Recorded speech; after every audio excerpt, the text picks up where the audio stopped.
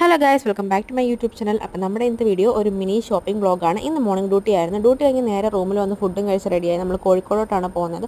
Bus പിടിച്ച് നമ്മൾ കോഴിക്കോട് വന്ന് ഇറങ്ങി. അവിടുന്ന് ഓട്ടോ പിടിച്ച് നമ്മൾ എസ് എം സ്ട്രീറ്റിലോട്ടാണ് പോകുന്നത്.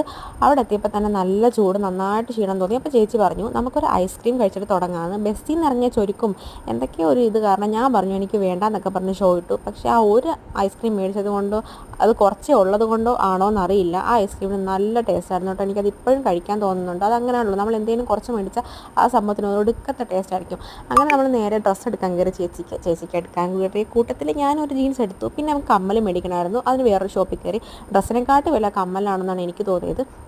പിന്നെ നമ്മൾ നേരെ ബീച്ചിലോട്ട് വിട്ടു. ഞാൻ വന്നിട്ട് ഒറ്റവട്ടേ ബീച്ചിൽ വന്നിട്ടുള്ളൂ. കുറച്ച് നേരം കാറ്റൊക്കെ കൊണ്ടുവന്ന് റിലാക്സ് ആകാമെന്ന് വെച്ചാൽ നമ്മൾ നേരെ ബീച്ചിൽ വന്നു.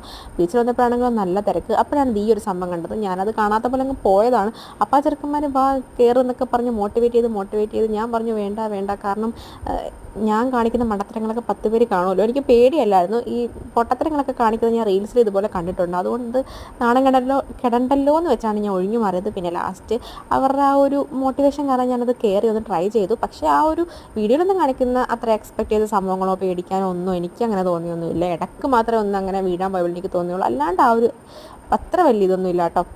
പക്ഷെ ഒന്ന് ട്രൈ ചെയ്യാം, ഒരു പുതിയൊരു എക്സ്പീരിയൻസ് എന്ന പോലെ നമുക്ക് ട്രൈ ചെയ്യാം. അങ്ങനെ നമ്മൾ കുറേ നേരം അവിടെ ഇരുന്ന് കാറ്റൊക്കെ കൊണ്ട് പിന്നെ നമ്മൾ ബജിയും സംഭവങ്ങളൊക്കെ തിന്ന് ചായയൊക്കെ കുടിച്ച് പിന്നെ നമ്മൾ മെയിൻ കോഴ്സിലോട്ട് വന്നു. മന്തിയാണ് നമ്മുടെ മെയിൻ കോഴ്സായിട്ട് ഇപ്പോൾ തിരഞ്ഞെടുക്കാറ് എപ്പോഴും. കാരണം ഇപ്പോൾ ഭയങ്കര മന്തി അഡിക്ഷനാണ്. ഇവിടെ വന്നതിന് ശേഷം എത്ര വെറൈറ്റി എന്ന് പറയുമ്പോൾ പിടിച്ചാലും ലാസ്റ്റ് മന്തി ആയിരിക്കും. പക്ഷേ ഒട്ടും കഴിക്കാൻ പറ്റിയില്ല, വയറൊക്കെ നിറഞ്ഞിരിക്കുമായിരുന്നു. അങ്ങനെ മന്തി കഴിച്ച് പെട്ടെന്ന് നമ്മൾ ഓട്ടോ പിടിച്ച് റെയിൽവേ സ്റ്റേഷനിൽ വന്നു. പെട്ടെന്ന് ടിക്കറ്റും എടുത്തു.